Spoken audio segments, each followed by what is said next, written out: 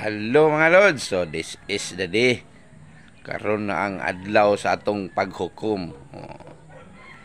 Tarong-tarong na tog pili mga lods. Kay nang na-scam naman tatong miagi. Mayon ta sunod di na ta ma-scam. Sa unta man nga na biktima man tas mga pasalig. Lagi na mga lods kay sa unta man nga nituo man ta. So karon hinaot na di na ta ma-scam. Nga matunhay na ni ang atong panggobyerno.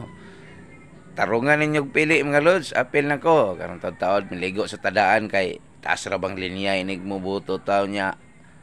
Ining watay ligo, manimaho ta ditong piyot-piyot. Aron ligo tadaan kay para inig linya-linya dito. Di ta manimaho. Okay. Mga lods, boboto na tayo.